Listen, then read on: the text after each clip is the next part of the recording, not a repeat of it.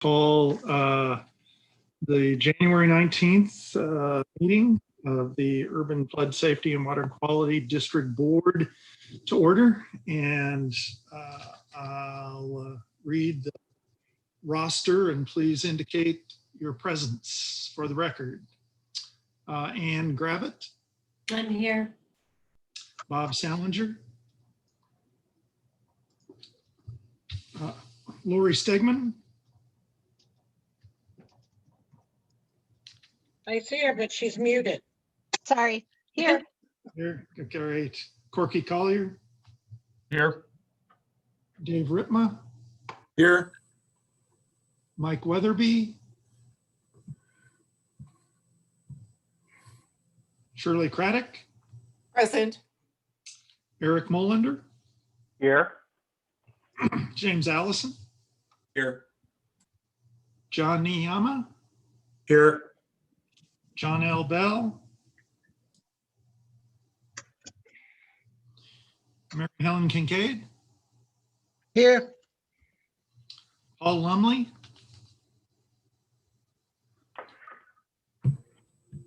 Steve Fancher. Here. Tanny Stephenson. Tanny let me know that he might be a bit late. And Tony DeFalco.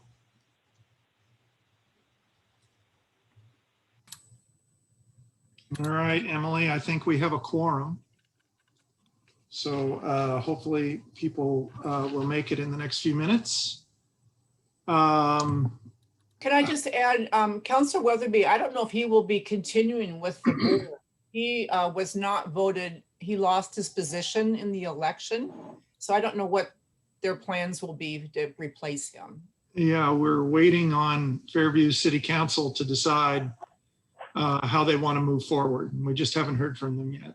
So thank you for that, Shirley. I think all of you have the agenda. And are there any changes or issues with the agenda? If not, then I think Kelly, you're first up with the bylaws. Good afternoon. Kelly Sherbo here with your bylaws. Hopefully this is the last time that we'll be together talking about this. I think what we've put together is pretty good. A lot of thought went into this, and I appreciate all the discussions that we've had over the last several months. In your packets, there are two versions of this. One which shows the red line of the changes that were discussed at the prior meeting. And those were two items. The first was incorporating the eligibility criteria from the statute into the bylaws. And that was for a couple of reasons. One, so that folks wouldn't have to go back and forth, so they could just look in one place and have all the information. And second, because a lot of time and effort had gone into deciding what those eligibility criteria would be. And so I think just doubling up on that kind of shows the importance of it and the time and thought that went into that. So the red line shows those additions. They're basically drawn exactly from the statute, but it does have a caveat that in the future, if there are changes made to the statute so that the two no longer track, that the statute governs, so that we will know that if that ever happens, that we would look to the statute and then get the bylaws up to speed. But otherwise it should track that language pretty exactly. And then the other issue that was brought to my attention at the last meeting was that in the amendment section, it appeared that the requirement to make amendments to the bylaws was 2/3 of whoever was present at a meeting. And that was not the intent. The intent was that it would require 2/3 of the full membership of the board. So I switched the wording around a little bit in that section to reflect that, to make it more clear.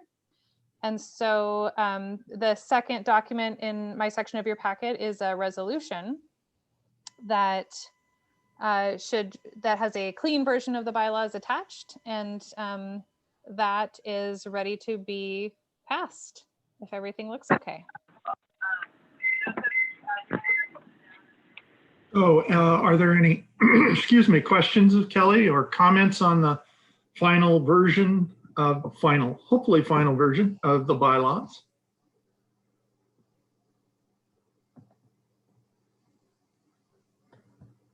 Seeing none, on your agenda, there is a, excuse me, suggested motion for the resolution, and I would certainly entertain someone making that motion.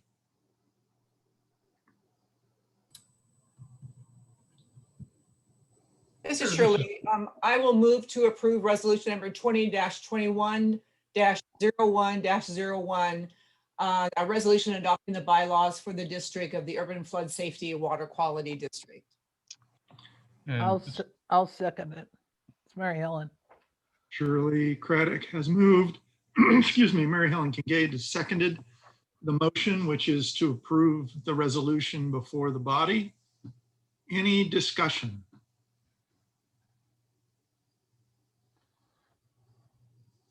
I'll just say I'm grateful to Kelly for all her work on this, because I know it's been, I mean, just listening to it has been challenging at times, but I know how much work is standing behind it. So thank you for building our house so strongly and all your work to do it so well. Thank you, Anne, for doing that. I was going to do that if no one else did, and I appreciate it. Absolutely great work. Kelly, I think you characterized your work as pretty good. I would characterize it as really, really good. And I think lays a great foundation for this board going forward. So thank you for all the work and any of the other staff that were involved in this. It's a great foundational document for us. With that, I guess I need to read the roll. So Ann Gravitt. Yes. And Bob Salinger. Bob made it. No. Lori Stigman. Aye. Corky Collier. Aye. Dave Ripma. Yes.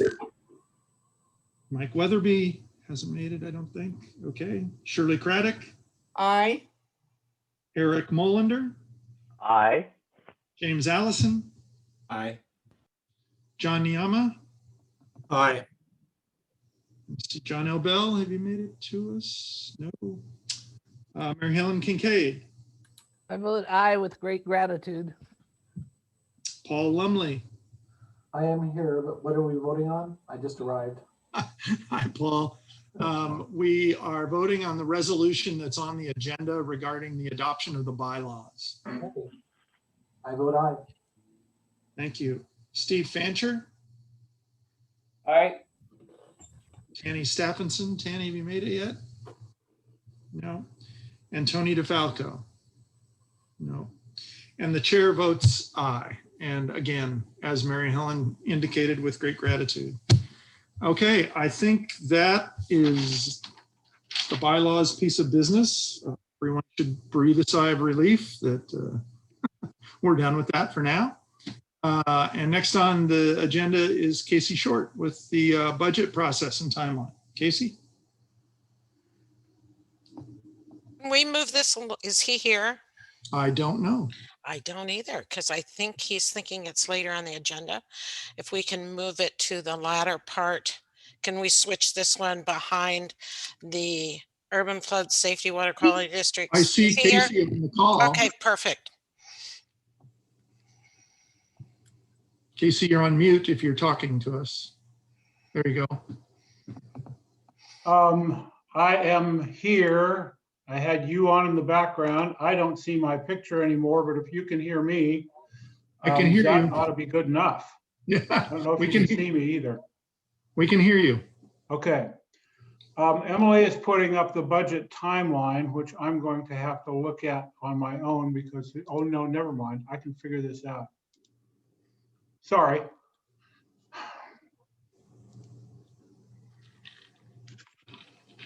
I suffer from age-related infirmities. This is just a quick run through of the budget timeline, the budget calendar for the coming fiscal year. The first part, you've already appointed me as the budget officer, a decision I hope you won't regret after today's performance. We'll be working on the proposed budget for the next couple of months. The important things to note are your budget committee meetings. April 5th and 19th, with a plan to have a final meeting to approve the budget on May 3rd, after which we'll file it with TSCC no later than May 14th.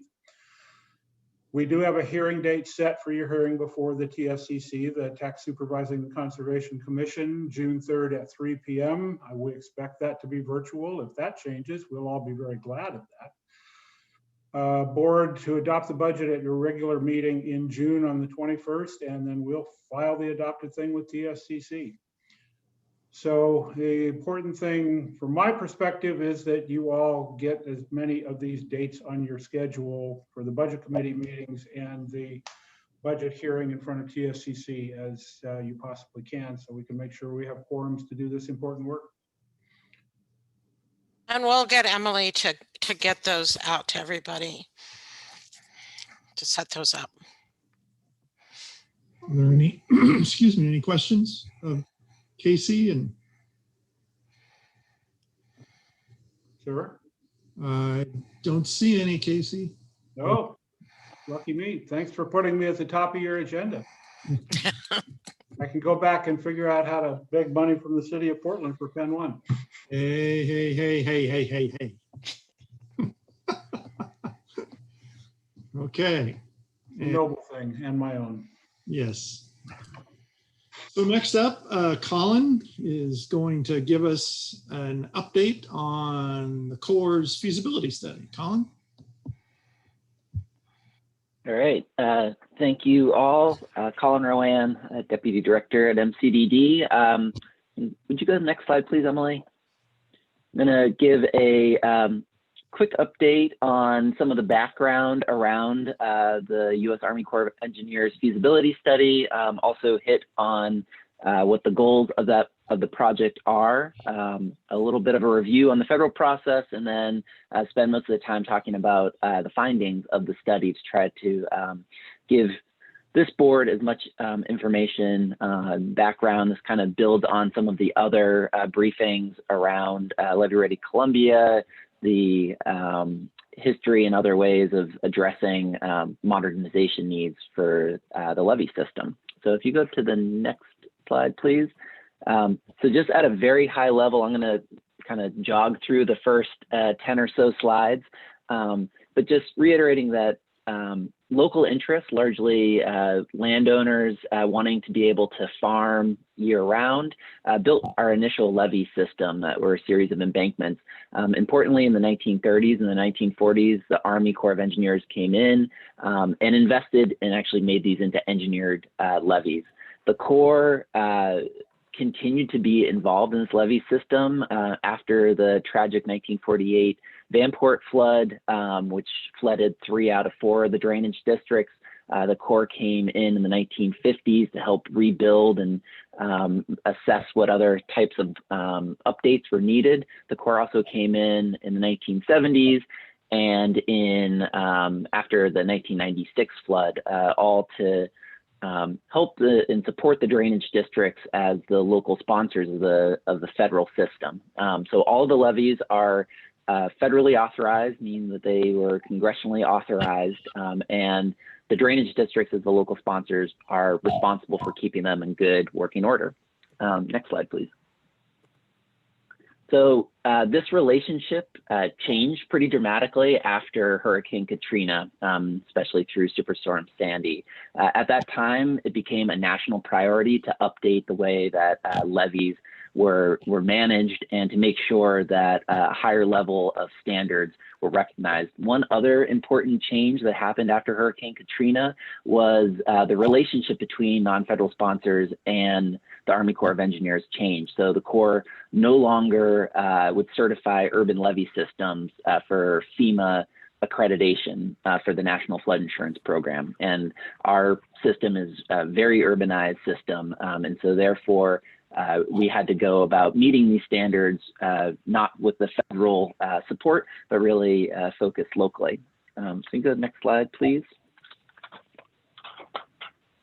And you know what, I actually meant to say one thing before I went into this whole spiel. I was so focused on going through these quickly that I forgot to just give a little bit of framing of what is a feasibility study. I'm giving you an update on the Army Corps of Engineers feasibility study. And a feasibility study is a formal 3-year federal process which is used to determine if there's federal interest in reinvesting in our levee system. And so in particular for our system, which is a flood control system, the focus of the study is on flood safety, identifies any problem areas using federal best practices to make sure that the whole system meets those federal standards. And then it develops alternatives and solutions to address those issues. So it's a very risk-based process, and I'm sorry that I didn't lead off with that, but I'm now sort of reviewing how the federal government has had a role in this system in the past. So sorry for that interjection there, but going back to sort of how we locally met that challenge of changing federal standards was really the creation of the Oregon Solutions project for Levee Ready Columbia. It was recognized that based on those changes, that there was a shared responsibility for maintaining the levee system and also for making those investments because they are of both regional, statewide, and indeed national importance. So if you could go to the next slide, please. So what Levee Ready Columbia developed largely in 2014 and then memorialized through the signing of Declaration of Cooperation was a multi-level strategy to address the complexity of these issues. And so that was to address them both at the local and state level, but as well as looking for ways to sort of re-involve the federal government in this. So at the local level, it was really to focus on addressing those individual certification sites that would have been identified through the study. And that was a large list that was going and actually doing all of the certification, the boring and drilling that found out if there were any issues in the system. And it was also at the local level and the regional level was to take a look at how to establish a modern and sustainable governance. So you as Urban Flood Safety Water Quality District Board members are part of that modernization effort. At the state level, Levee Ready Columbia and the different agencies represented there, but largely led by the drainage districts, have been instrumental in creating a levee loan program and a grant program, which is to help our system, but it's also to help levee operators around the state, because this is a statewide issue. And this would also be looking to leverage ways to get the state more involved and to have more of a kind of programmatic approach on how to address these statewide issues. And then at the federal level, it was to seek federal funding for levee improvements. And the feasibility study as an option for addressing these issues was identified in 2014 and 2015. Next slide, please.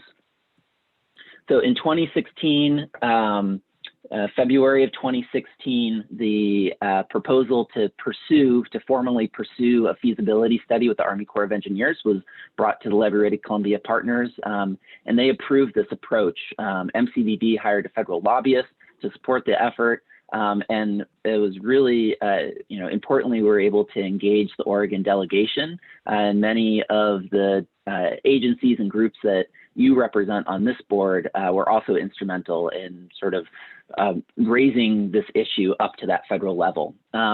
It's not easy to land a feasibility study. These are nationally competitive, and there are many issues going around the country that are either just ongoing issues or that come up because of, say, flooding around in the Missouri Basin or other sorts of storm-related issues.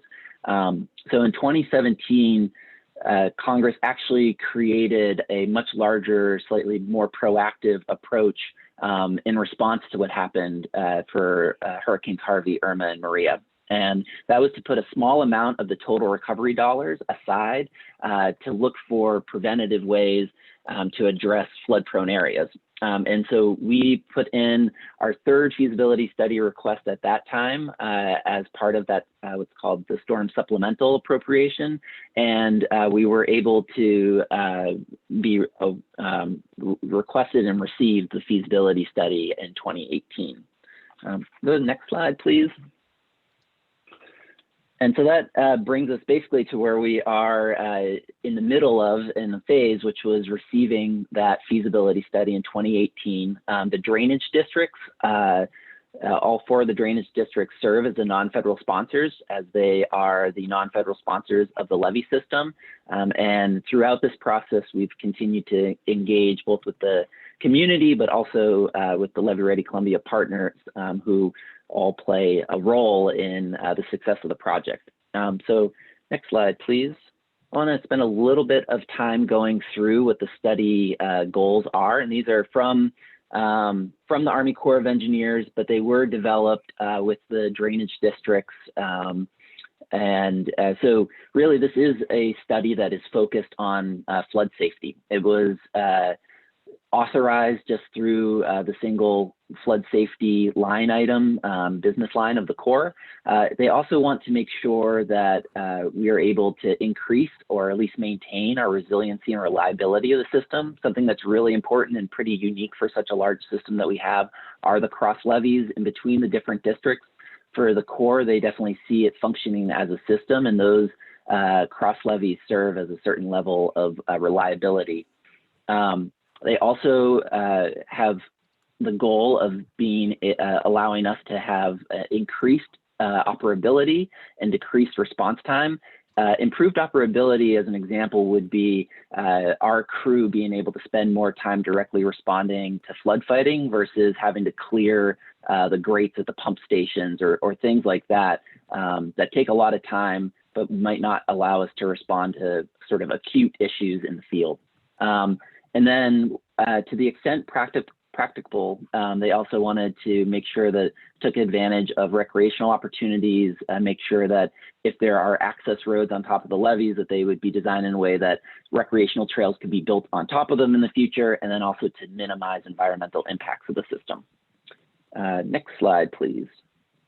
So I'll touch on some of the benefits later on in the presentation, but just to note, just from sort of the 30,000 foot level, there are some constraints of going into a feasibility study with the Corps. And in fact, in August of 2018, one of the civilian leaders at the Portland district, Kevin Bryce, came to the Levee Ready Columbia Partnership, and he made note that you are going through a federal process.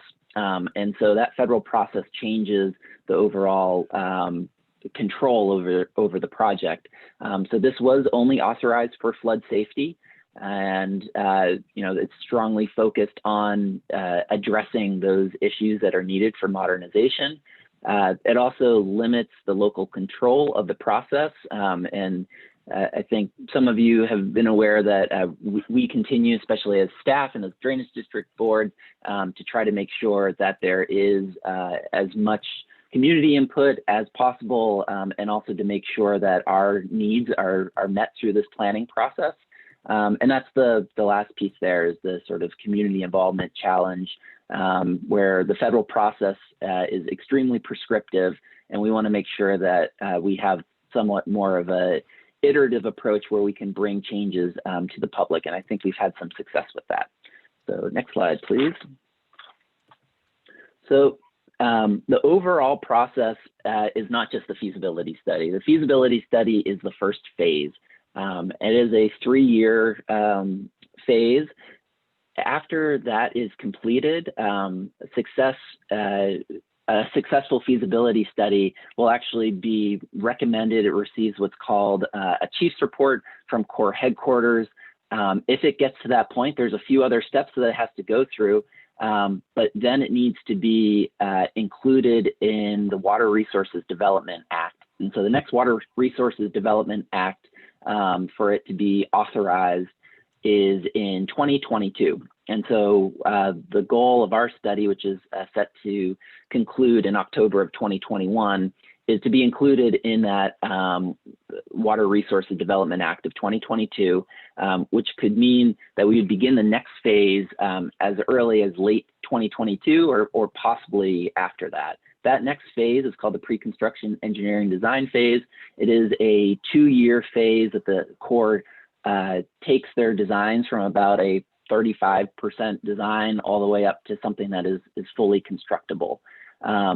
We do have to go and continue making a case for continued appropriations of this. But if we're able to move through that second phase and there aren't any delays, the very earliest construction would be in 2025. And I'm actually, Emily, can you skip through the next 2 slides and go to 3 slides ahead?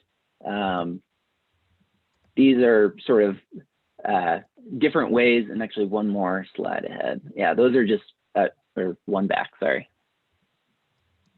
There, oop. 1 more. You can go to the slide with the bar graph. Nice, thank you. Those previous 2 slides are just different ways of explaining that same 3-process tango that we need to go through. But I think the main takeaway there is that there's a number of kind of milestones and reviews that we have to pass through. But in the most optimistic set, it would be that construction would begin in 2025. So I wanted to spend a little more time actually talking through what some of the findings are from this feasibility study. Can I interrupt just a moment, Colin?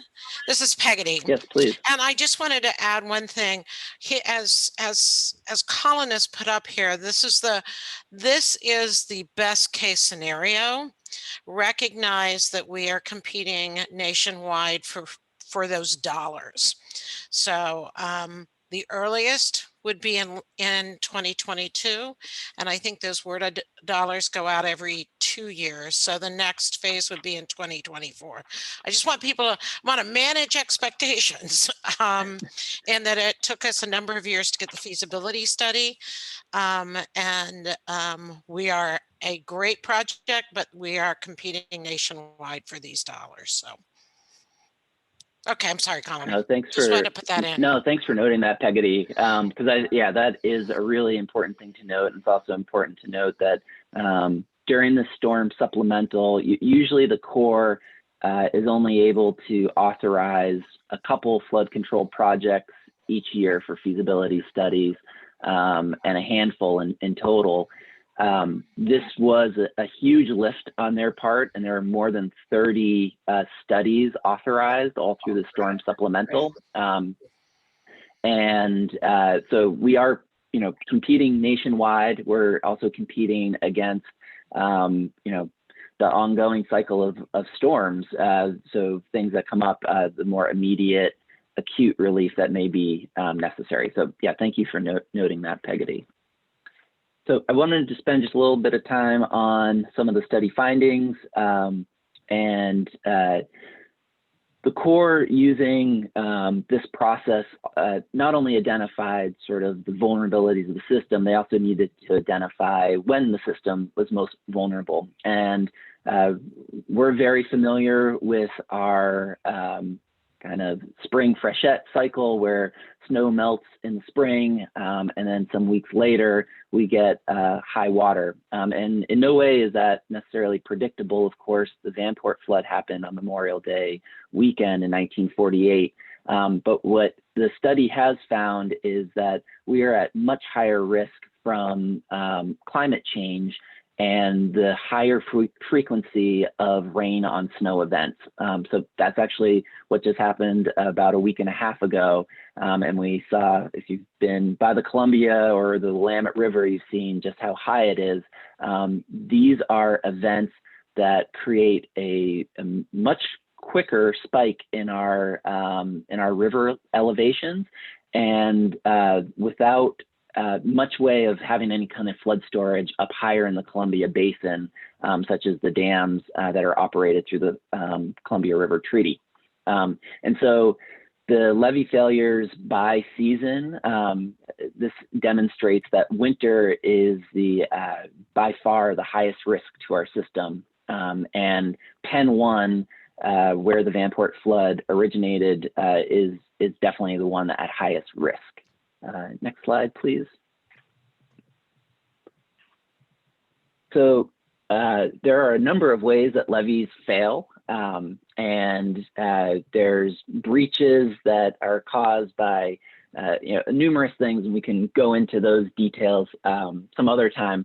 But it's important to note that usually when a levee is overtopped, unless if it's designed to overtop, it often leads to failure. But failure prior to overtopping is often the least predictable and most dangerous type of levee failure. And that is what happened during the Vanport flood. And through the feasibility study findings, it is again noted that Penn 1 has the highest probability of this type of failure, the breach prior to overtopping. So it is the most fragile part of the system. But the Corps also found that Peninsula Drainage District number 2, which is really one of the population centers of our whole system, is the most susceptible to overtopping. And so that would hopefully give us more time for evacuation, but it is quite risky. Next slide, please. Some of the other findings that came out of is that there's levee stability and seepage issues throughout the system. And some of these are small or large. In this image to the right, you're looking at the Peninsula Drainage Canal, which is in between Peninsula Drainage District 2 and MCDD. That is found to be have a level of fragility to it and lack of stability to that embankment. There are also issues that are found along the Columbia Slough sections of the levee in Penn 1, sections in the north west corner of Sandy Drainage Improvement Company, and some smaller areas throughout. There's also outdated segments that just don't meet current standards. So for example, at the Multnomah County Drainage District headquarters, there's a section of levee that is right by our parking lot that doesn't meet those current standards. And there's also a number of low spots throughout the system. And then the pump stations are really vital to how our system functions overall. We need to be able to get the water out of the system. And if the water is unable to get out, it actually causes an issue for the levees as they can get oversaturated on the landward side. And so the Corps has identified the need for backup power at many of our pump stations, as well as making sure that there's compatible or consistent voltage. Some of the older pumps use really high voltage pumps, and that would need to be upgraded. There's also issues that I had noted before around operability and making sure that we're able to have automated debris removal that doesn't require someone actually standing there with a rake to clean it out. And then importantly for Sandy Drainage Improvement Company, their single pump station is identified for complete replacement as it requires more capacity as well as needs to be moved to a higher elevation. Next slide, please. There's a few things that don't show up in these kind of sort of structural projects that are identified, and these are non-structural measures that the Corps emphasizes and also will be funding. And so that is making sure that our flood hazard and evacuation plans are updated and that we have appropriate and expanded communications around those plans. They will help fund the development of additional educational materials, flood signage, as well as actually creating designated safe zones for people that aren't able to evacuate in time. So these would be on structures or some areas within the system that might have a natural high ground, like the interlock in between Blue Lake and Fairview Lake. So next slide, please. So earlier, I had mentioned some of the constraints of going into the study, and those were sort of more general constraints, but here's a few kind of more specific benefits of going into the project. So this package of project is designed to really support the flood safety mission. That's the flood safety mission of the existing drainage districts, but also the flood safety mission of the urban flood safety and water quality district. This project also is able to do a series of fragility curves, which go well beyond the local investigations that we were able to do from 2014 through 2017. So this is a much higher level of analysis. For this feasibility study phase, there has not been a cost share required. So it's been 100% funded by the federal government. Normally it would have been $1.5 million by the local non-federal sponsor. Next slide, please. This also includes many of the certification projects. And so it says 4 out of 8. It's really about 4.5 out of 8 of the certification projects. And then also the Corps has been able to listen to some of the top of the levee residents, people that are living in floating homes, about accessibility and livability, and have been able to develop some compromises that allowed for their needs to be met without losing some of the flood safety needs. And I think one of the big benefits is addressing the railroad embankment really is the site of cascading failures. Without addressing that, then basically the Penn 1 and Penn 2 cross levee would become the primary levee. And that is adjacent to the Penn 2 community and where a lot of people live.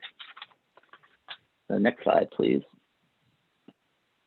So I won't go into too much detail in this, but I think it's important to note that having the federal government help out with some of these projects is a pretty huge change, especially having 65% of costs being paid for by the federal government. And this is because it's been recognized as having a national economic development benefit, as well as regional economic development benefits that are realized. So the total project cost, including interest during construction, is about $147 million. This next phase that we are looking to go into is just shy of $4 million. These costs are important because the expectation, at least on the sort of 2 timelines of the feasibility study or this project with the Corps and with the Urban Flood Safety Water Quality District, is that it is likely that the next phase, this pre-engineering design, will fall on the existing drainage districts, while the subsequent phase of construction, about $47.5 million, is likely to be in the Urban Flood Safety Water Quality District. We're not sure what the timelines for any of this is. As Peggy mentioned, it is very competitive, and also depending on when we are authorized to do it, there's some lack of clarity. But it is worth noting that there's a lot of projects that are that have been identified by the feasibility study, and I wanted to make sure that this board understands some of the costs associated with it. So I think next slide, please, Emily. Just want to quickly go into what some of the next steps are and leave plenty of time for questions. So right now, the drainage districts are considering a vote on a resolution around submitting a letter of intent that supports the recommended plan, as well as providing a self-certification of financial capabilities. There's sort of 3 things that need to go on during this next fiscal year. For your board, it's really focusing on putting together a strategy to incorporate these flood safety needs with the environmental and equity needs into long-term construction of projects, and exactly how that will look And then for the drainage districts will continue to focus on the feasibility study and the pre-engineering and design efforts, especially around some of the engineering needs in the coming years. And then we'll continue our environmental and equity programs and make sure that that syncs with the Urban Flood Safety Water Quality District. And then Levee Ready Columbia will continue their work on those certification projects, and especially looking at the certification projects that are not identified in the feasibility study and how we make sure those ones continue to move forward. Because while that, roughly $147 million is a very large number of work that needs to get done, there's more projects, there's more environmental projects, there's more flood safety projects and internal system projects around our conveyance system that also need to be incorporated that are currently within our CIPs, and those will need to be expanded. So there's other projects that will need to be done. So next slide, please. And actually, we did go through this, but this is just to note that the letter of intent notes the district's ability to operate, what those improvements are, the desire to move into the next phase, acknowledging that there is that local match is required, and the importance of this project nationally and regionally. And next slide. And just one thing, wanted to make sure that you noted in that self-certification of financial liability form, it's a very short form, but we've requested of the Corps to make the note to connect the non-federal sponsorship to the Urban Flood Safety Water Quality District as well, to really memorialize the connection between the existing drainage districts, the expectation of dissolution, and then the continuation of the Urban Flood Safety Water Quality District. If you go to the next slide, and I believe that's it. So open it up to questions, and Evan is here as well. Thank you.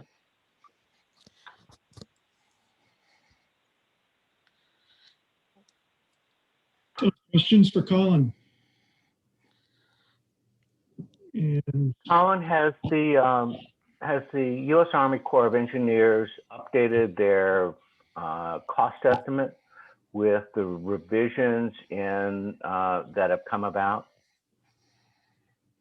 Yes, so the numbers that were on the slide, a few slides before, are the updated numbers. So I think a few big changes from back this time last year when the tentatively selected plan was out there was the overall design surface water elevation was dropped from 40 feet down to 38 feet. That allowed the overall footprint and sort of impact from the levee design to be reduced, as well as allow for some of those designs, especially in Penn 2 and along Bridgeton Road, to be addressed through different designs as opposed to originally proposed.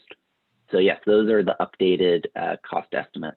And I should note that that includes a 25% contingency. So it's about $8 million less than it was under the tentatively selected plan?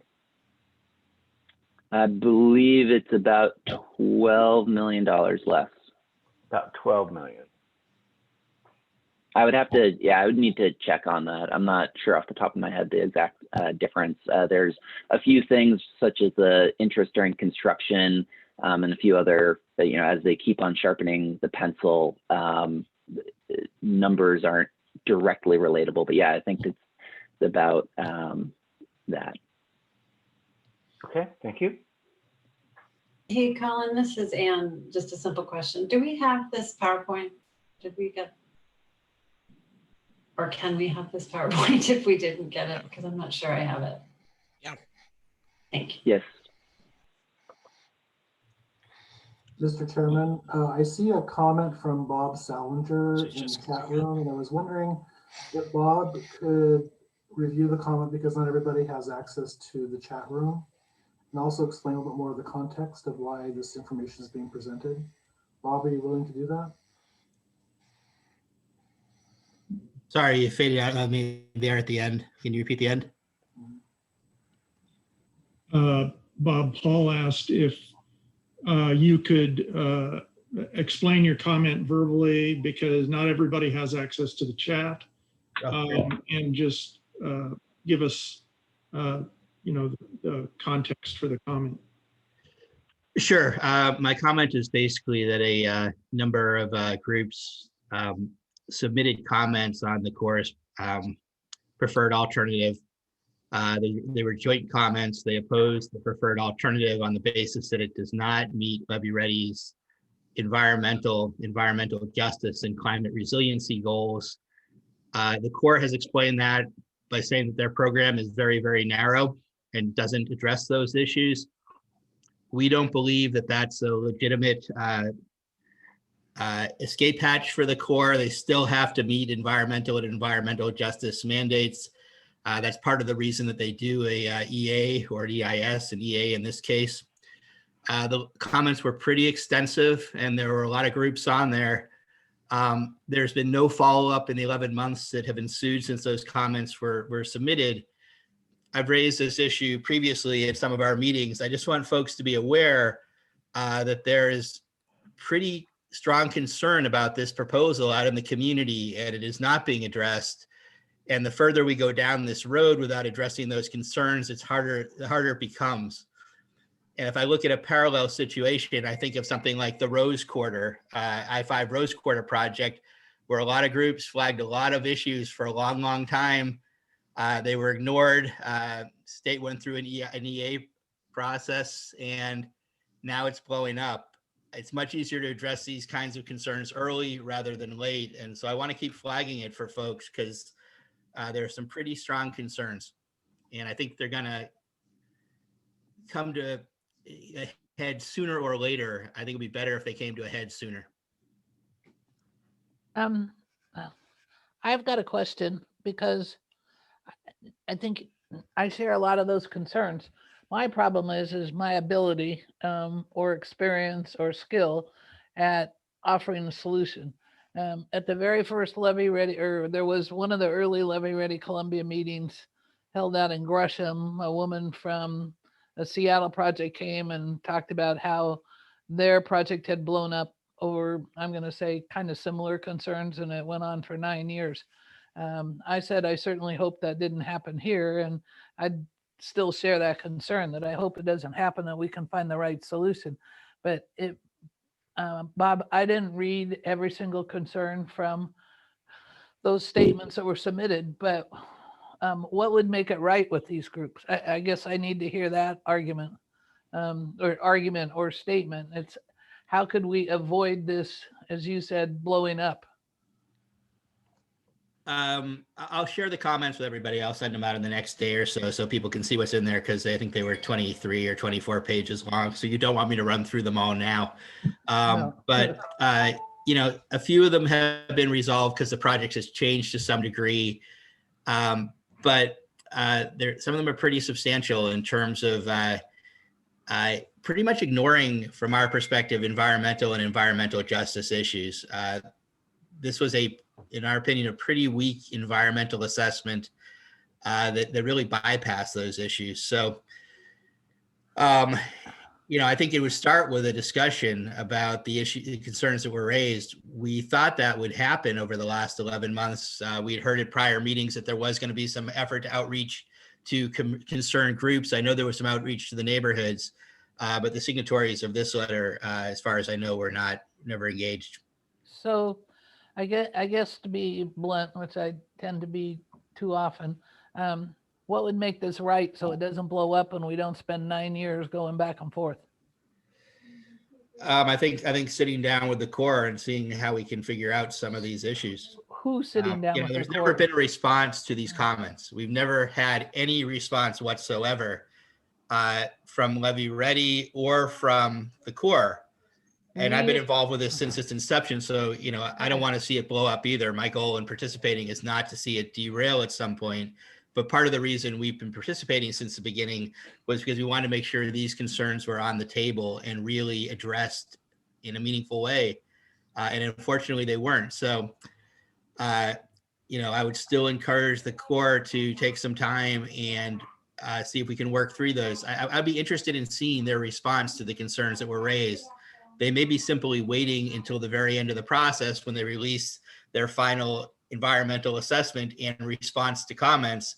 But at that point, everything's fixed and it becomes much, much more difficult, becomes a much more contentious resolution. So, again, I don't want to go into details today because don't want to. No, and I understand because I participated in the Corps' tours with the Bridgeton neighbors who were concerned about some of those issues. And with the East Columbia people that live along Marine Drive and they met with a group. So I guess what I'm looking for is a concrete solution. And it sounds like you're saying they haven't addressed. So if they address those issues, had meetings with community meetings, it doesn't necessarily mean they have to adopt everything these groups say, but if they have meetings with them and take that into consideration, is that enough, or does it have to be one way or the other? It's either our way or the highway. So I see that they met some middle ground and explanation ground with the Bridgeton and East Columbia neighbors that were concerned.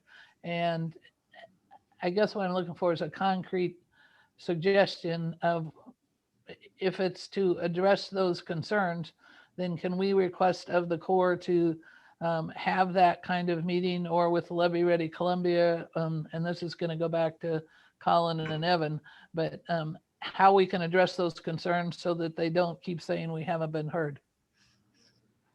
Yeah, I'm more than happy to sit down with the Corps anytime and have a discussion about the issues that have been raised. I think other groups would be as well. Okay, so Evan, Colin, is that unreasonable or undoable, or how do we best suggest that? Or does anybody else think it's an issue? But I just see it's going to be saying they didn't listen to us and until they listen to them. And if there's proof that they listened to them, then we need to hear that. But I'm not aware of that.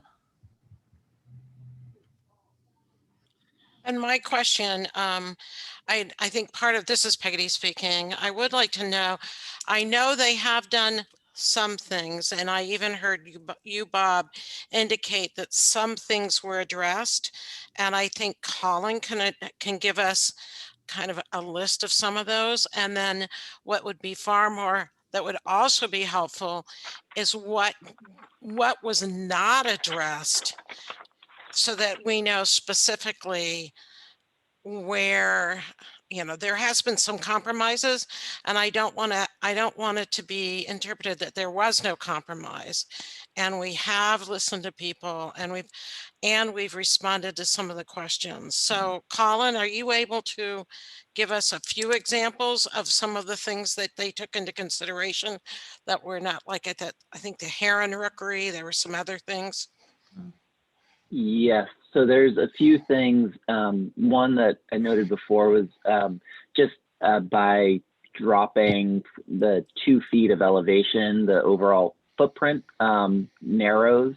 So the amount of land that would be required to make any kind of levee sort of, rebuilding that levee section. But in addition to that, they added some even slightly steeper areas, and then identified the use of a tow drain system in those areas so that there would be even less land used. And then, as you noted, Peggy, along the railroad embankment in Penn 1, the northern section of that, they scratched a levee totally in favor of putting in a flood wall through that area, and that would go under. And so that avoids that rookery area. In addition to that, they also identified all of the projects on the landward side of the levee, and that's especially important in the lower Columbia Slough, which is connected to the Willamette and Columbia rivers, and then along the Columbia River. And then for additional analysis, they did take a look at what would be necessary to basically move the levee, the cross levee at Penn 1 and Penn 2 to make that the primary levee. Unfortunately, there's some huge issues around that. One would be that I-5 would have to be the primary levee. And also, as we have seen from the 1948 flood, the cascading flood effect is a real danger for the system. And it would basically put population of Penn 2 right against that levee where there's the greatest pressure moving up from the Columbia Slough. But they did take a look and modeled that. They also have a section which is called Other Social Effects, where they take in the socioeconomics of people that are at risk. They also take a look at life safety and especially overnight populations. And that is part of a composite that actually goes into how they sort of address that risk-based decision making. So the other social effects include, especially for Penn 2, the area of the Fox Run community, and then some of the historic issues around flood loss and the Vanport community. So those are some of the main ways that they have looked at it, and understanding that's not addressing everything, but they have made some efforts to reduce the overall footprint and impact of the design without losing and without reducing the flood safety needs. So, Colin, going forward from here, what are the steps the Corps will be going through between now and I believe it's the fall when this whole local decision starts to go up the chain? Is that correct? It does. So there's, and I guess I want to differentiate between the feasibility study phase and then the actual pre-engineering design phase, when really the designs go from kind of, I mean, it's more than conceptual design. It's about, 30% design. But yes, the local sort of letter of intent is basically to say they want to submit and kind of continue in the process. That happens next month and in March, while the Corps looks to submit their final recommended plan to Corps headquarters that needs to go in April. And from that point, it's actually at Corps headquarters for about half a year, with the goal of actually getting that final chief's report in October of 2021. So Colin, if we were going to try and get some kind of an encounter on these issues between the Corps and folks who have some concerns, is it practical to think that that could happen after April, when this goes into the DC grinder to get to their approval in the fall? Yes, and I think that's sort of that phase 2, the pre-engineering design phase, I think really is where sort of actually what gets built on the ground gets designed. And I think that's probably where a lot of that refinement could happen. So, I think I get the sense, Colin, and I may be wrong, but I get the sense that the folks who signed on to these concerns would consider that too late in the process to have a discussion about their concerns.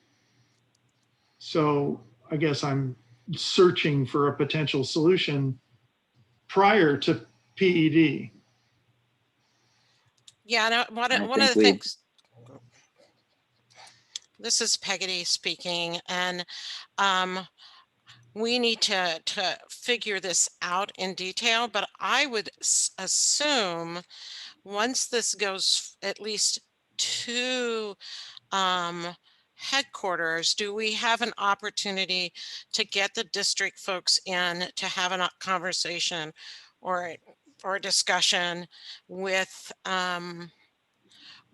around these very specific concerns?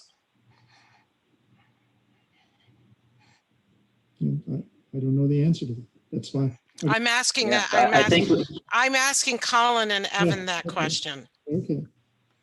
yeah, and I think, yes, I think we can have just basically tell the Corps that we need to have a meeting and have that and make sure all those concerns are discussed.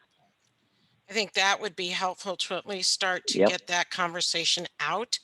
But what we very specifically need to do is address, and I know that the Corps has seen those comments and have responded some verbally as far as the comments that came out in the during the public comment period, and start sorting out those pieces to know what did get addressed and what didn't, because then we have specifically we will know specifically what's still hanging out there and what is still, and get a feeling of what the Corps may be able to, that we can talk to the Corps about.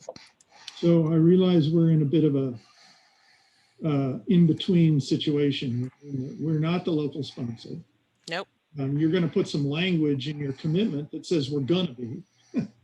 I don't know how much weight that carries, but I guess what I'm trying to get at here is it possible for this entity to make a suggestion that the Corps needs to meet with these parties and talk about what they addressed and how they intend to either address or not what's still outstanding?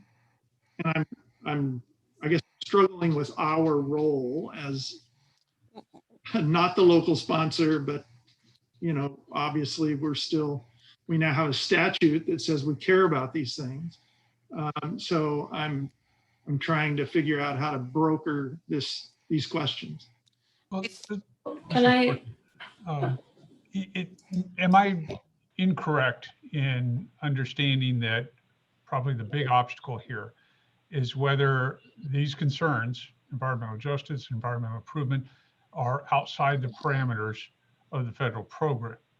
That seems to be a federal definition of whether that's part of the federal program or not. And that's something that we don't have a whole lot of influence on. We can have some conversations and discussion, but is that basically the crux of the problem, or do I not understand this properly? Yes, the authorization, especially through for the feasibility study, is very narrow, and that doesn't mean that they weren't able to take those comments and sort of, as Peggy was saying, either be able to address them or at least note why they weren't able to address them. So I think we can definitely have that conversation, and you know, it is based on, you know, the focus on flood safety and the federal authorization to be proactive addressing that. But yes, I think we can have that conversation about what was addressed and what was not. So it seems like there might be two things to move forward on here. One is continuing that conversation. Is there more that the Corps can do to address some of the questions, some of the concerns? But then also kind of on a parallel track, asking, you know, trying to get a better answer to that question of, are these concerns outside the parameters of this particular federal program? And trying to get some agreement on not whether they should be or not, but whether they are or can be part of the federal program or not. Because if we hypothetically come to a conclusion that we can never address all the concerns under this particular federal program, if that's the conclusion we come to, then it becomes incumbent on us in this district, I think, to start asking, are the county taxpayers willing to tax themselves more in order to make some of these additional improvements? And that's something that we should take on as our responsibility, because the federal government is saying it's not part of their program. I think you make a good point, Corky, and what I'd just like to refer everybody to is if you go back to slide number 15 and the feasibility objectives, yeah, they were clearly defined as to reduce, those were the ones that were established with the Corps. So they were clearly identified, and minimizing. Two of them is take advantage of recreation opportunities to the extent practical and minimize environmental impacts. But the first three bullets specifically addressed flood, reduce flood damage, life safety, risk to critical infrastructure, increase resiliency, and improve operable and decrease flood response time. And those were clearly the objectives of this study when it was initiated. We have talked consistently with the Corps to incorporate as much as they could in this process to support many of the environmental, to address some of those environmental concerns that we've had. But they've been pretty clear to us every time we've pushed that they have not been particularly anxious to take some of those issues on. But that does not mean that we cannot have one more discussion, that we can talk to our format group, which meets our 4 district boards who are the non-federal sponsors, to raise this question with them as well, and see if there's an ability or a desire to move forward on having a sit down specifically with the environmental, with us, some of the environmental concerned population, and the Corps, with the local sponsor being the convener. And just to put a fine point on it, I think part of the challenge was when Levy Ready began, it was anticipated that Levy Ready would do the project. That the Corps program was not on the table. We took something of a left turn when we joined the Corps program, applied for this to be part of this. At the time that happened, one of the concerns that we raised was that we were signing up for a program that didn't seem to meet the values that we were espousing, and that while there was a lot of money potentially on the table, we were potentially giving up some of the core priorities that we had already established at that time for Levy Ready. And one of the things that concerned me at that time was that the Corps was very blunt. Everything that's been said today is accurate. The Corps was very adamant that the environment and environmental justice and climate resiliency were not going to be their focus. Again, I don't think this program necessarily allows them to escape those obligations, but they felt that, and they have maintained that every step of the way. As a result of that, they took lots of greener options off the table. They had a variety of different scenarios that they could have implemented. I think at one point there were like 60 different potential projects on the table. Almost all of the green approaches were removed almost immediately. So we've gone down a very heavily engineered gray strategy. And so a lot of the issues that we have were the elimination of greener options early on in this process. So it's hard to go back and fix that. But as I said, it does get harder. We're happy to meet with the Corps and talk about it. I don't expect them to change much at this point, though, because they've been fairly adamant from day one about this. And we're in a position right now where I think Corky's right. Potentially Levy Ready is in the position where it has to go back and fill in as best it can, because I think some of the best options were never really considered because of the Corps' orientation, but to go back as best as we can and try and find a way to mitigate for the deficiencies in the Corps' approach. And so I guess, and this is Corky, I guess one early question we may want to have in this conversation is, are those green options that you just referred to, Bob, are they additive options? Are they options that we can do in addition to what the Corps is willing to do, or is it an either or? And that might be something to drive our discussion. If they're additive, well, the Corps is putting a lot of money on the table that then, in a way, if you will, I'm going to bite my tongue and probably regret saying this, but in a way, all that Corps money gives us a little bit of room to add in additional programs, locally funded additional programs. but only if they're additive, not if they're an either or. And it's a both and. Yeah, some of them are Yeah, additive, some of them are either or. It's all of the above, I think. And so, Colin, I was going to ask you, because I don't think it was included in your slide deck. There are a list of other projects that Levy Ready has been working on, the IGA group had signed up for to pursue, that are, some are on the Corps' list, but there are some that are not. And those projects are on top of the numbers that you put up there for the core set of projects. And I can't remember how much that was for those other projects that are also required for FEMA certification, right? That's correct. And last June, we only completed the flood control elements of those projects, but we had charrettes this fall to actually scope out the recreational and environmental elements of those. So we'll have updated costs for those in March.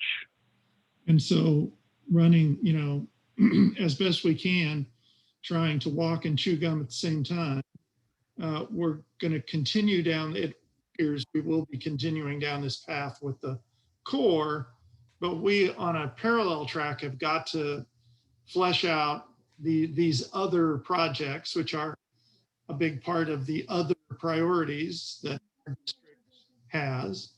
And along with that, the whole mission, vision, values discussion about where we think we're headed longer term with this district, and ultimately how do that first kind of wave of projects fit into that mission, vision, values, and quite frankly our responsibilities under the statute. So at least the way I'm hearing it, and correct me please, is that all of the things we've talked about today are going to have to continue, but potentially on parallel and related tracks. Is that correct? Yes, that's correct. Okay. And at some point, probably don't need it today, but at some point, this board also needs to understand that other track of projects that Levy Ready has been working on. And oh, by the way, I would bet that there are more alternatives. As Bob has noted, there were a number of alternatives early on in the Corps process. And I think in this notion of what is this district going to be long term, we would like to start that conversation, I think, by casting a relatively large net on what we should be doing, obviously having to balance that with practicality and budgets and everything else. But we do have a charge under the statute to think about environmental issues, recreational issues, cultural issues that go along with the kind of hard infrastructure that also needs to be upgraded.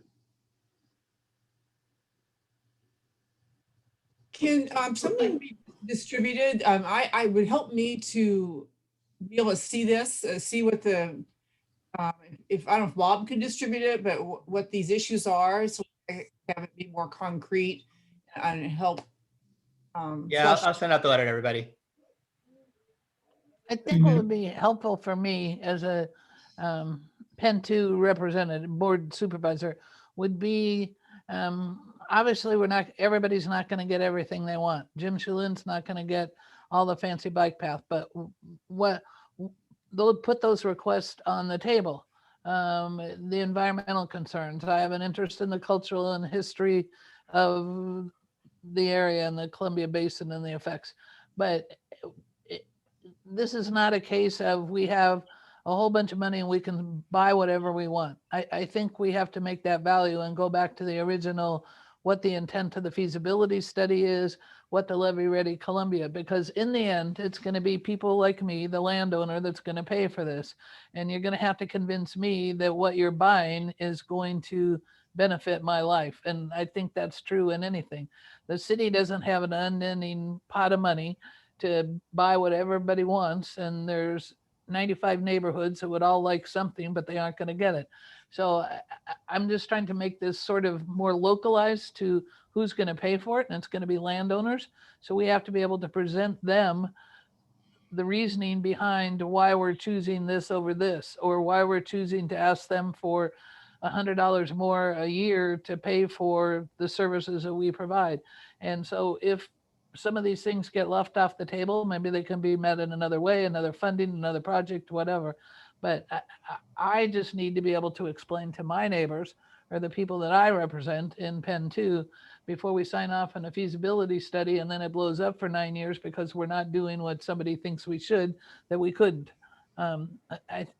That's the bottom line argument for me, is being able to commit the money of the people that are going to pay in the end, one way or another. And if Army Corps of Engineers says they can't do it, then it's their choice to say that. We can try and influence them, encourage them, but killing all the other work for that one process and delaying this process for 9 years, I don't think is a good idea.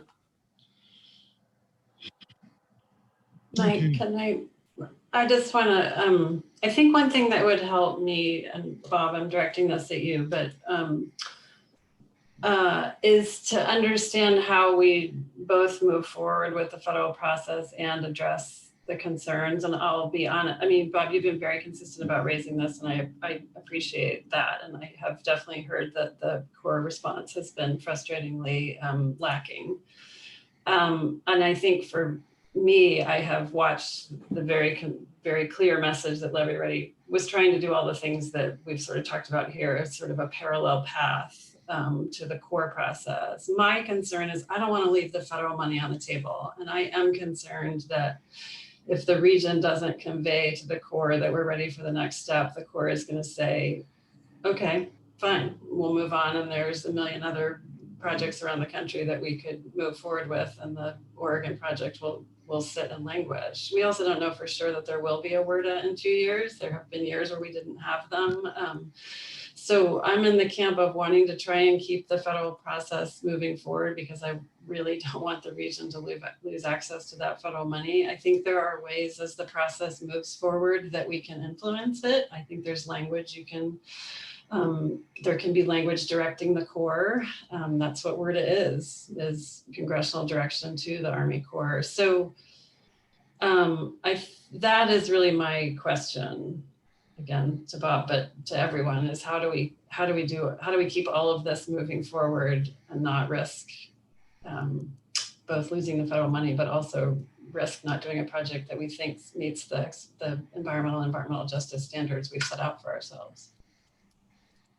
Well, and if I might build on that, one of the things that I'd like to know is if we vote in favor of this letter of intent in March, April, and send that on, does that preclude us even considering some of these other green alternatives?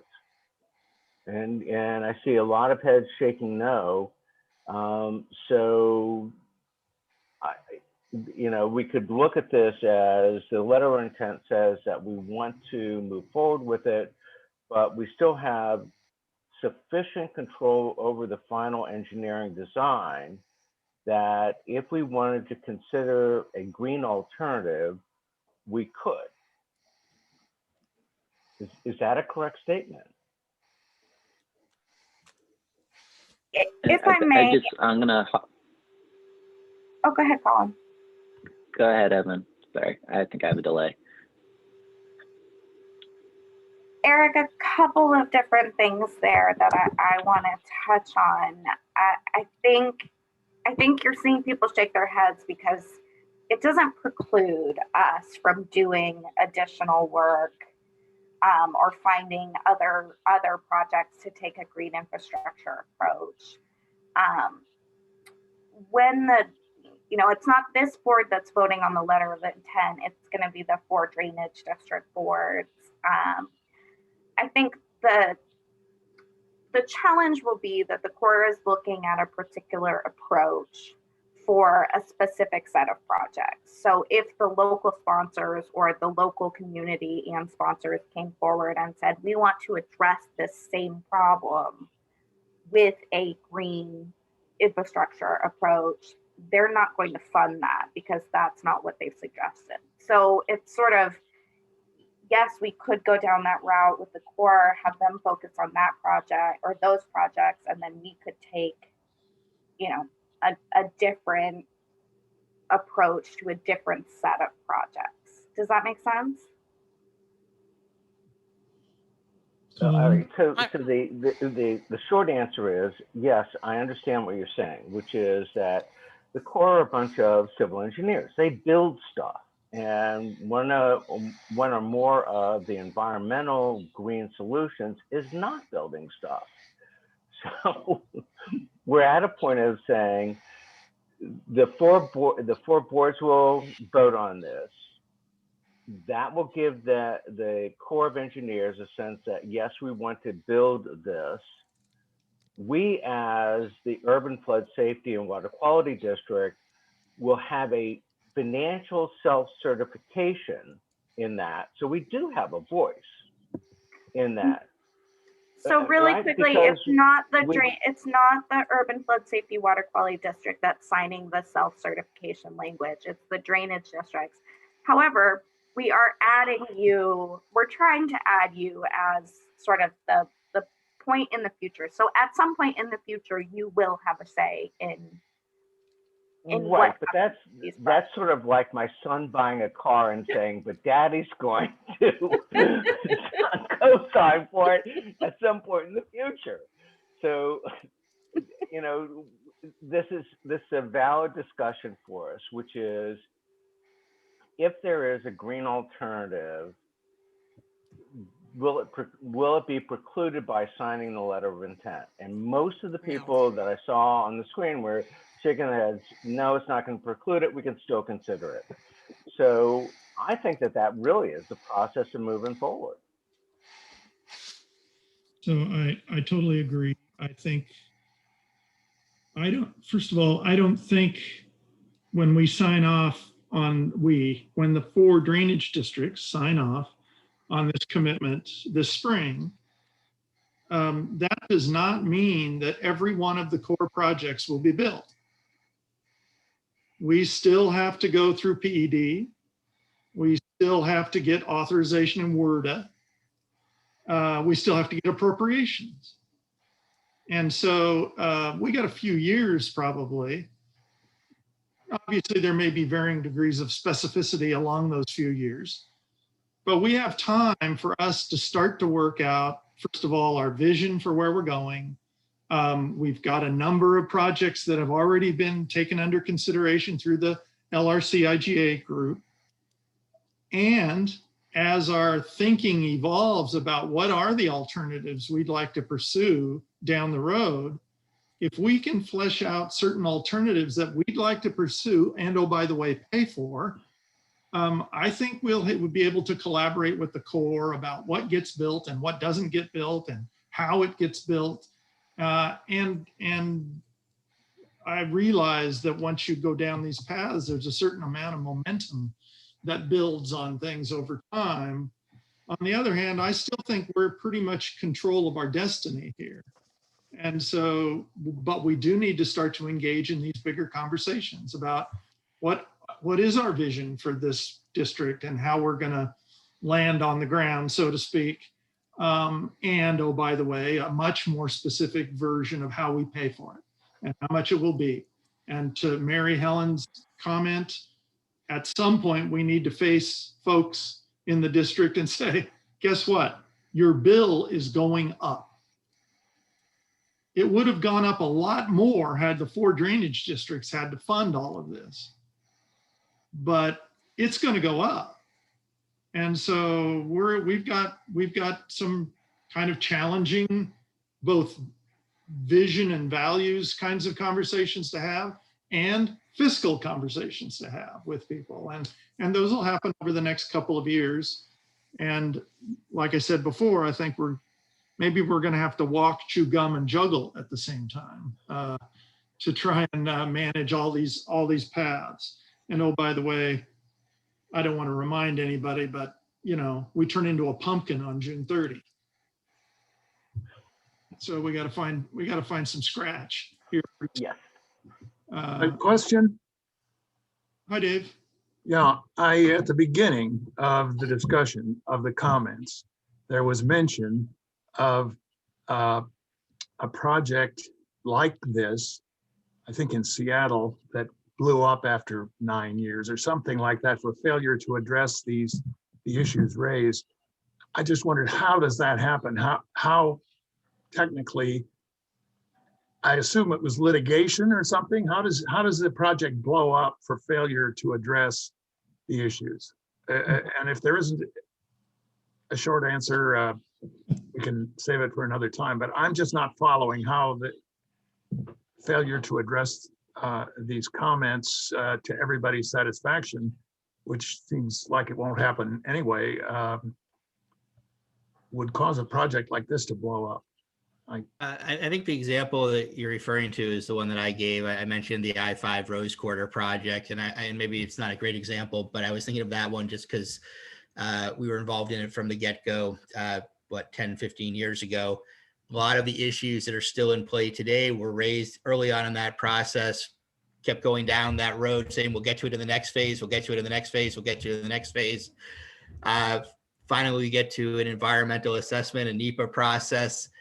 Public's been ignored, and then it really imploded. And you had public turning out en masse saying, we don't like the way this giant project is designed. I think it will result in a lawsuit in that case. It hasn't yet, but I think it is heading toward a lawsuit. But now you have, in this case, ODOT saying, look, we're 10 years down the road. We can't go back and fix this stuff now. It's too late. We have this massive investment and we're locked in. And similarly, I think this process as well, we've been trying to flag a lot of these concerns since day one, and we're now well down this path. It's become very difficult to fix some of them, but you know, certainly game to try and make it as strong as it can be. I'm also interested, candidly, I just said this to Ann separately, and to answer her question, we are also interested as an environmental organization in how the Corps takes on environmental and environmental justice issues, and also public involvement issues. Our experience with the Corps, and I know many others, has been very negative on environment, environmental justice, and public engagement. And this process replicated many of those concerns. And so there's also a part of us separate from Levy Ready that says, we're going to push back hard on the Corps if they come into Portland and say, hey, environment's not our concern, environmental justice isn't our concern, and frankly, public process really isn't our concern either. So there's a whole dynamic going on in terms of federal agency reform here too. So I think and I appreciate that, Bob, you know, you've accurately described the I-5 project. I think that somebody referred to somebody was me about Seattle. Yeah, help me with that, because I think you were there and I don't remember the specifics, but it was a woman that represented, I don't remember what the project was, but I mean, I can see her face. I don't know her name. I don't think Evan or Colin. If I may, I believe that you're talking about, I think Valerie Ringgold used an example from Skagit, where she talked about that project went on for, I believe, 9 years. And ultimately it quote unquote fell apart because the local sponsor decided to walk away. They'd already gotten through kind of the whole PED process. I think about $11 million had been spent. And ultimately the local sponsor just felt like there wasn't, I don't want to speak for them, but my understanding is that there were enough disagreements about the approach to the project and the design details that they decided they needed to figure out how to deal with it at the local level. Yeah, Steve Greenwood would probably remember it, because many people raised the concern of, are we going to go down this path? And this was one of the first meetings since, like, everybody's saying, well, we're not going to get into this for 9 years of arguing. All I remember the specifics was that they had issues with how the Army Corps of Engineers was responding to environmental concerns. and that they didn't respond properly. And so this is kind of ringing true in my head from way back then. I don't know if there's, maybe Corky was in the room, anybody that was in the Mhm. very early stages will everybody. Yeah. Yeah, I have no doubt that we could find some kind of documentation of Yeah. a failed project and let everybody know what happened. But it sounds like, Dave, to your question, that at least as we've heard it here, it wasn't litigation. It was that the relationship between the locals and the Corps fell apart after a long period of disagreement, I guess, which can always happen, I assume. But we can probably find some documentation of that that isn't too long a read, and so people can know what that's about. I'm going to have to move us. We're about out of time for this issue. Colin, did you want to close on anything here for this part? Nothing additional. Thank you. I really would like pretty soon for this board to get refreshed a little bit about what LRC's IGA group, those projects, and the potential cost of those projects. I realize we're still pretty much at a conceptual level at this time, but I think that would be good for the board to know contextually, along with the core process. We've got this other set of projects that are to some degree underway. At least the discussion of them are, and they've been more memorialized in an IGA between the groups. So, And then could I ask that we receive some kind of communication regarding Bob's concerns, so I can put in context, understand better what the concern is? yeah, Bob said he would be able to get everyone the testimony, I think. Is that right, Bob?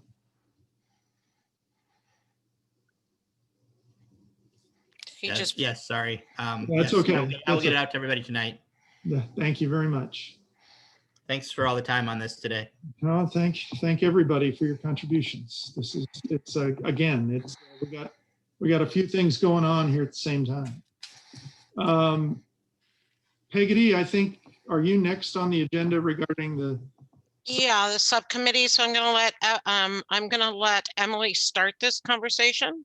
Okay. And I'll pick up behind her.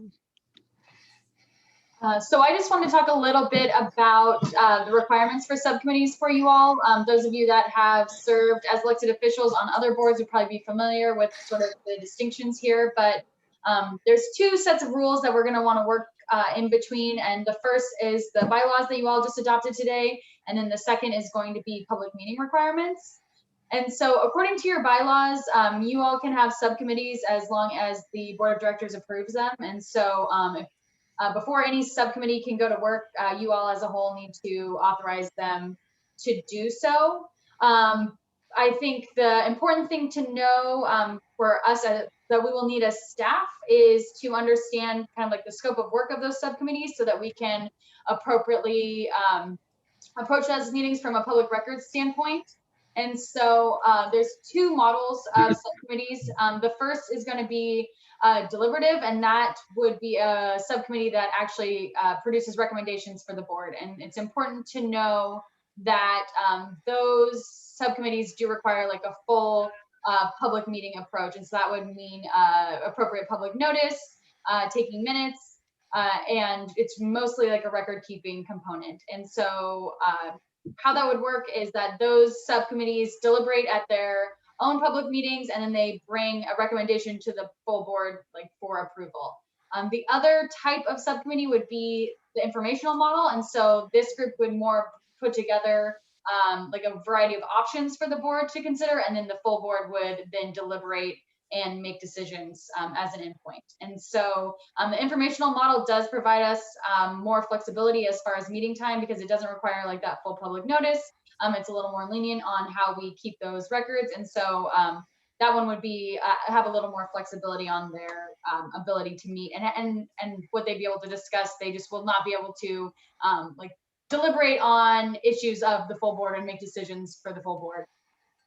So for these reasons, I just want to make sure of like a staff, it would be helpful for us that any subcommittee that you'd like adopts a charter that just makes very clear like how often you plan to have this committee in action, whether it will be that deliberative model or informational, and sort of like the scope of what you all will be deciding so that we can help you make sure to stay within those parameters. And so if you'd like any subcommittees to get moving, like from today onward, prior to your next meeting, as it says here, it just needs to be approved by this full committee. And I think, anything else I should cover, Peggy?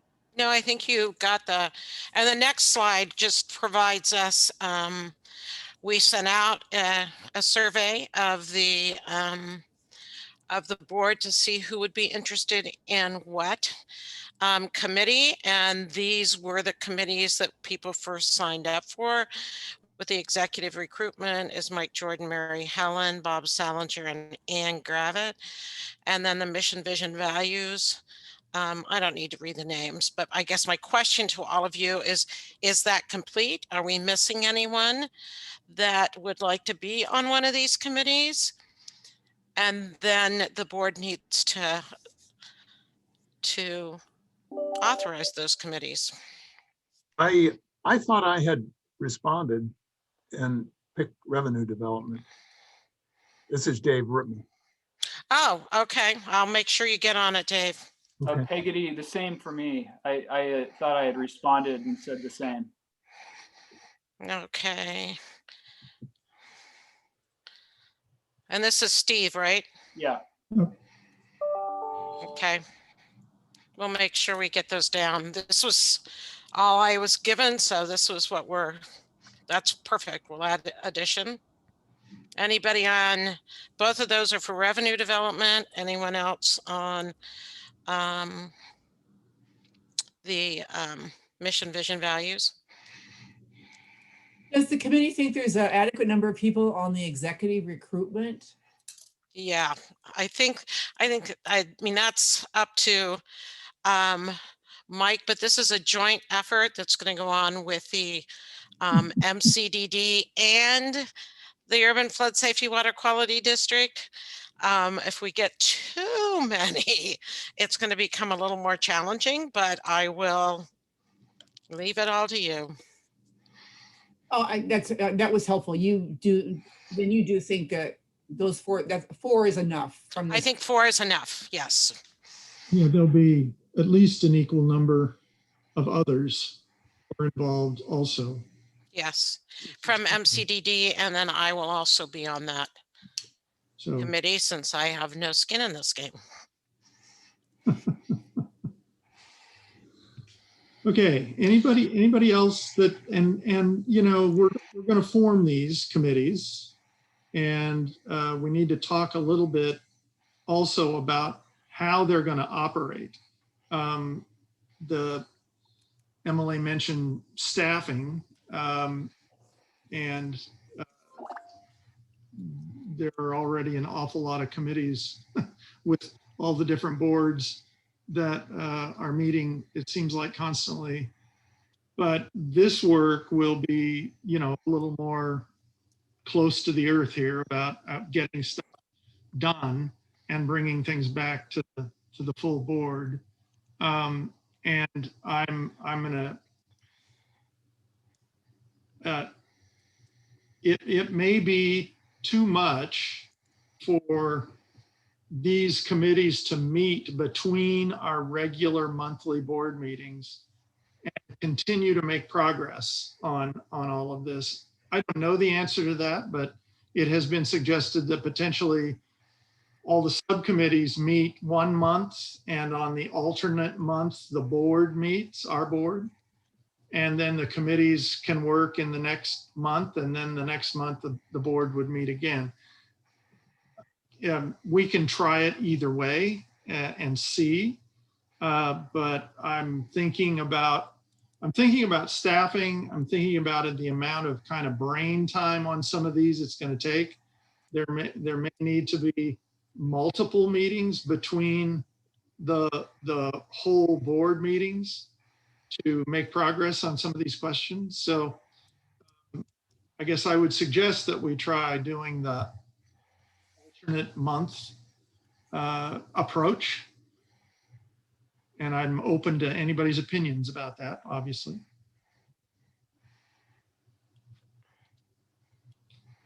And If- can I? If the staff think that we can get the work done on that schedule, I would support that. As long as it doesn't interfere with staff being able to move forward in the work that they're doing. Yeah, I haven't talked at great length about this, and that's a great point, Shirley. If in fact having roughly 60 days between full board meetings be too long a period that things need to get done or questions need to get addressed by the entire board, then that would be a problem. And I don't know, Peggotty or. I can answer some of that. I think as we're going into the budget season and you saw the budget calendar starting in April, it's you all have to meet anyway. But my concern is recognizing, I'll tell you the other side of that, and starting in the 1st of July is a recognition right now. The staff is going to have had 4 or have had 6 board meetings in the last 2 weeks. That's preparation for those board meetings and making sure you have the materials. So I think in every other, once this process gets really moving forward and the subcommittees are really starting to dig into the work and we get through budget season, I think that's going to see that as a reasonable approach to do the every other. So that's fair. I didn't think about budget. We've got to meet pretty regularly to meet the timelines for the budget calendar. Yeah. It may be that we continue our monthly board meetings through June.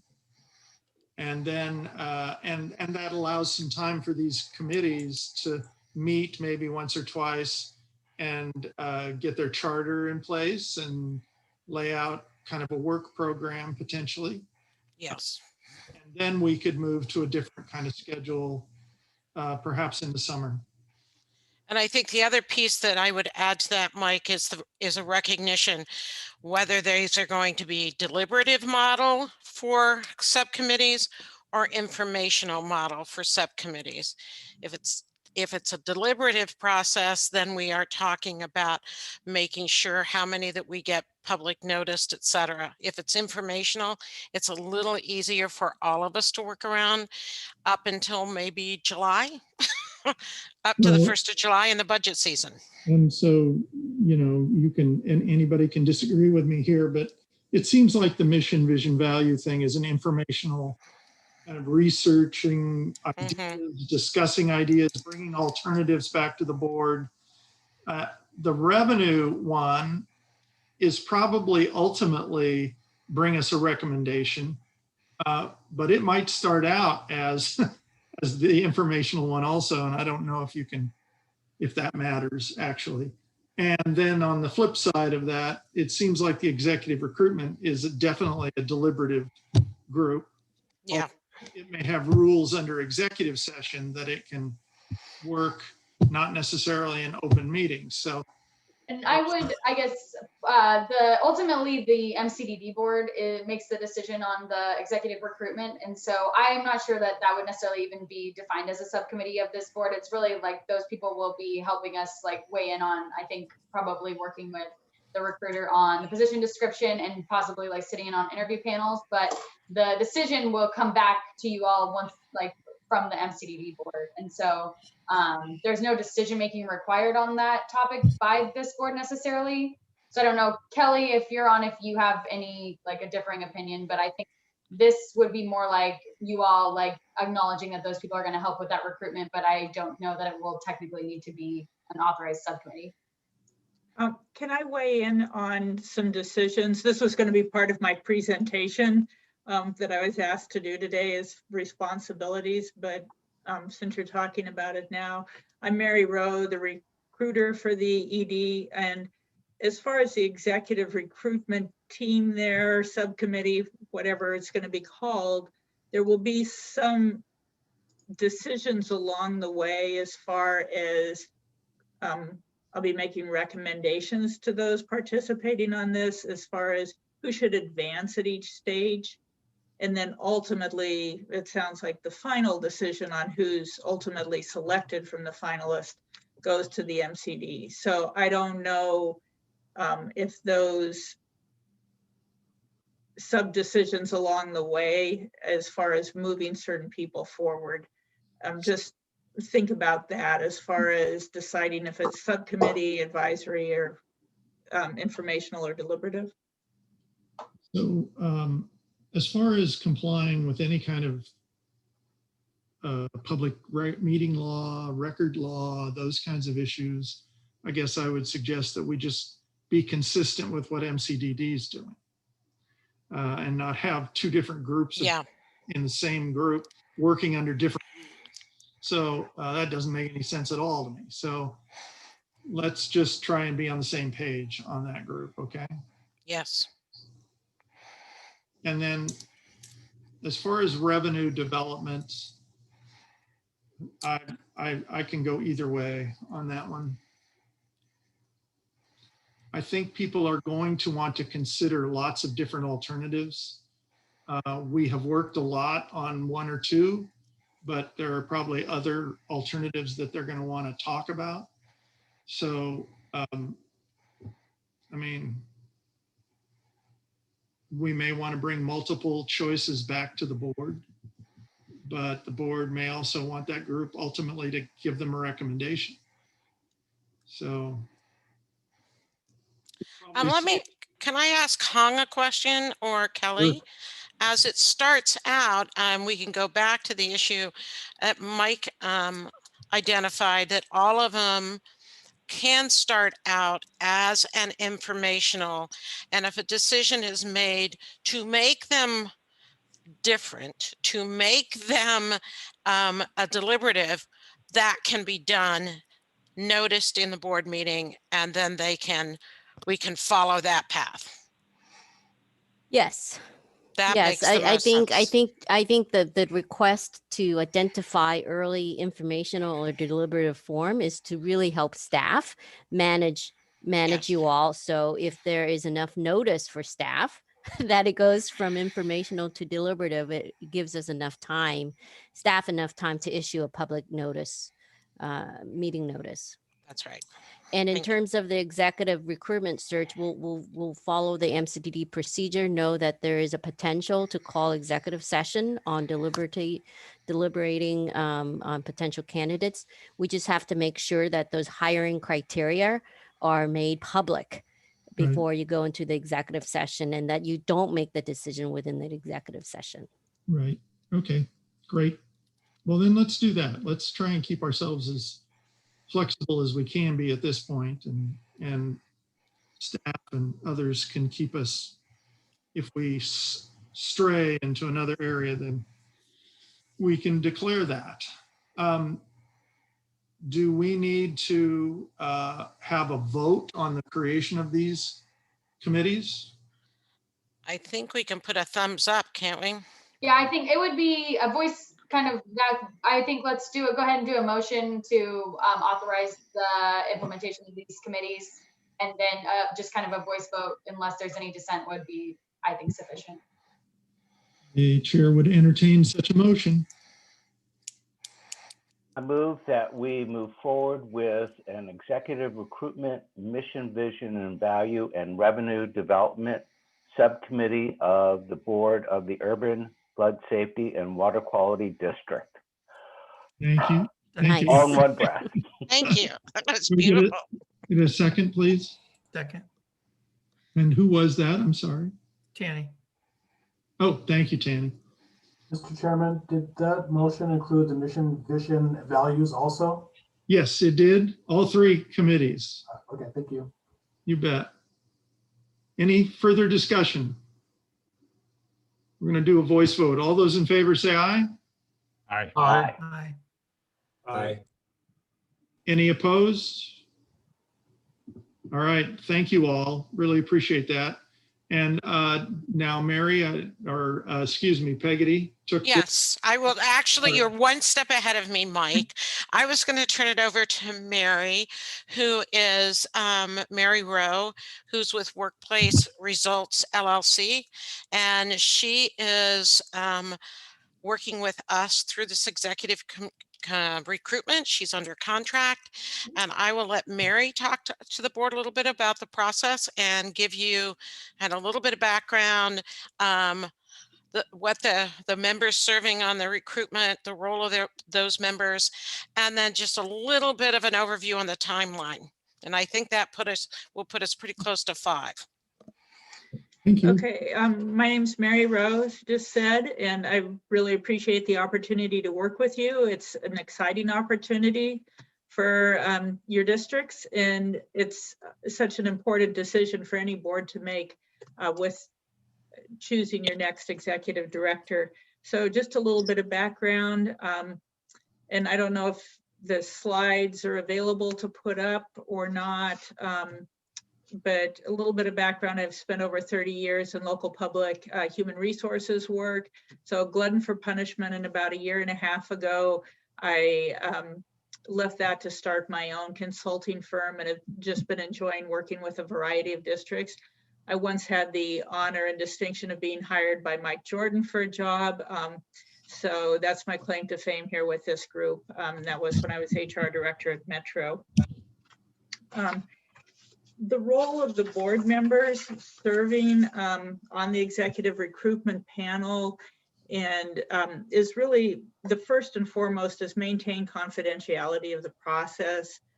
At some point, finalist names get released. It might be in the paper, but until that point, we want people to feel confident that they can submit an application. And if they haven't shared that with their board yet, that it'll be confidential until the appropriate time. Review and approve items prior to release, such as I've got a draft of a candidate success profile. Thank you. The next slide, please, for the role of the board members. Thank you. So anything as far as candidate success profile, the job announcement, and that, I'd want to make sure that you're on board with what I've put in there. So I'm drafting it, running it by you for approval. I've got a list that Peggy and I came up with as far as potential outreach sources, places to advertise, people to reach out to. All of you on the boards are potential recruiters. You might know names of people that you think would be good for me to reach out to, but I'll be contacting them and asking people if they're interested or if they know of people that's interested, but would appreciate hearing names from you. Reviewing the recommendations. So what that job announcement and candidate success profile really outlines the criteria for what you're looking for in a candidate. That's why it's really important to do that work up front and make sure that there's agreement on that.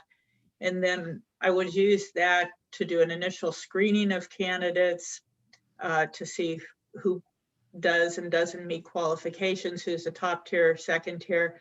But then I would look to the recruitment committee to approve and to see, is there anybody else for whatever reason? Maybe there's some political reason that you would want to advance a candidate or some other knowledge you have of a candidate that's not coming out on the paper and you want to change, or there's reasons for who you would recommend to move forward or not. So you would be verifying those decisions. And then once again, I would do a draft of developing questions for each phase of the recruitment process. And but I would want to make sure that you agree that these are the questions that need to be asked of candidates, or are there other areas that you want to explore with candidates, and make sure that those are asked. Participate in a panel interview. I would imagine that there'll be a paper screening of applicants, an initial panel interview, and then we'd have finalists where we do a deeper dive. They have a longer interview, we do a presentation, maybe meet with some staff members, and then we'd be doing, I would be conducting reference checks on the finalists, make a final hiring decision, and then I would reach out to that candidate, but somebody probably from the MCDD board then would be negotiating the specifics of a job offer and start date. The next slide, please. Came up with it's a pretty aggressive timeline, but I think doable depending on how long it takes at this initial phase. I was trying to be sensitive to Peggy telling me that she has a contract that's expiring, and wanting to get somebody in for you in a fairly rapid but thorough manner. I don't believe in letting processes languish out there. I think then candidates are off finding other jobs. They're making a decision along the way too, if this is an organization that they want to become involved with. So I always like to keep candidates engaged as we move forward. But January is really doing all the background behind the scenes work of prepping the job announcement, making sure that there's agreement on just what you're looking for in an executive director. February would be when the job gets posted. I would recommend it stays open for 4 weeks. And during that time, I'm conducting outreach to the people that have been identified, the recruitment sources that have been identified. March is when most of the screening will take place. As soon as it's closed, I would be doing initial screening of applicants. I start that as soon as they start coming in, finish that up and have an initial panel interview in March. In April, hopefully we would be conducting a final, an interview with the finalist, reference checks, negotiating a job offer.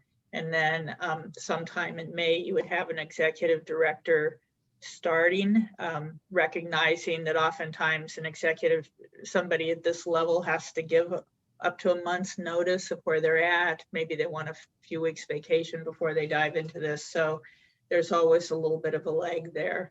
But it's really this upfront work that sets the stage for having a successful recruitment and making sure that right from the start, we are on the same page, and I really understand what your criteria for success is for this next executive director. What skills are you looking for? And then the last slide, please. And that one talks about just strategies. So Peggy asked me to put together a slide that talks about what strategies I use to make sure that an organization is getting the candidate that they want in the position. So one is I want to have stakeholder buy-in. I want to hear from you at each stage. Am I on the right track? Have I identified the right criteria for the next candidate? Are we asking the right questions to get at that information? The recruitment materials are accurately reflect the job and what you're looking for. And for this position, I've read a lot of materials on your website and from the state legislature. And we want to address equity at all stages in the process, both in the announcement and the screening processes, that we reach a broad number of recruitment sources and that there's good outreach. We don't just post and pray, as recruiters say, but that I'm actively reaching out to the right candidates. And then that we have screening tools that address the requirements of the position. As I stated earlier, that we move the process along quickly but thoroughly when we want to keep the candidates engaged along the way. And I think I do a good job of following up with phone calls, conversations, emails with candidates so that I'm not leaving them wondering for 3 weeks, has anybody looked at their application? Are they still being considered or that? And then that because they're making a decision. Is this an organization that they want to come work for, just like you're making a decision? Is this a candidate that you want? So I try to make sure that they're getting a positive impression along the way too. So that was rapid fire. I know your board meeting goes till 5 and we're right up against it. So are there any questions that you have for me though?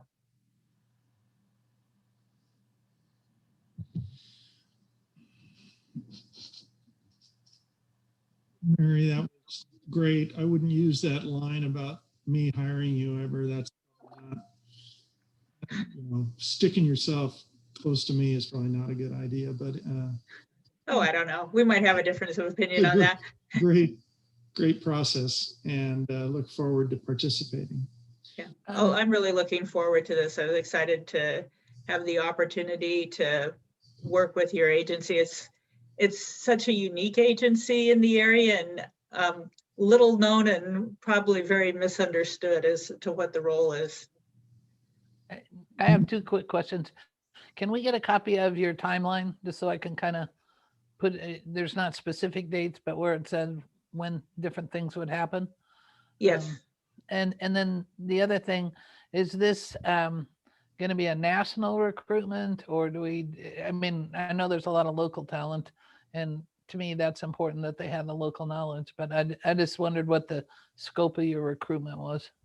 Yes, it will be national. And as soon as you start publishing it, there's a lot of services and platforms that start picking it up. And so it goes national pretty quickly. Thank you. I'd like to just add 2 things to Mary's presentation. I did want to let you all know that, we did a summary survey of kind of the attributes that board members and staff were looking at. And I just wanted to share what those top ones were, just so you already know people are already thinking about this. Was the ability, the number 1 was ability to navigate complex financial, operational, technical, and political challenges to come to an effective strategic solution. And the second one was the ability to clearly articulate a vision to effectively support and coordinate multiple boards in meeting near-term operational planning and policy financial needs while I know it's long, remaining focused on the long-term common goals. But those were the top 2 that came out of this, from the boards. And just to let you know, when staff was asked, the top 2 that came out was, first, the ability to lead, motivate, and inspire staff through organizational change, which was one of the third on the board members list, and the second one on the staff list was the same as the first one on the board's list. So everybody's looking at this the same way. Yeah, I wasn't sure if they had received the summaries yet or not. No, I just thought I'd run it through them really quick and let them know. And we're going to be using those as we go through this process. So wanted to close that loop. Okay, we've held you beyond the time. I really appreciate all the staff work. Great stuff working with you, Mary. And I hope you all stay safe. Next few days could be a little wacky. So I hope that, But joyful, Mike, joyful too. cooler heads prevail, and that we get through this all. So take care. Thanks a lot, gang. Appreciate it. Thank you, Mike. Thank you. Thank you.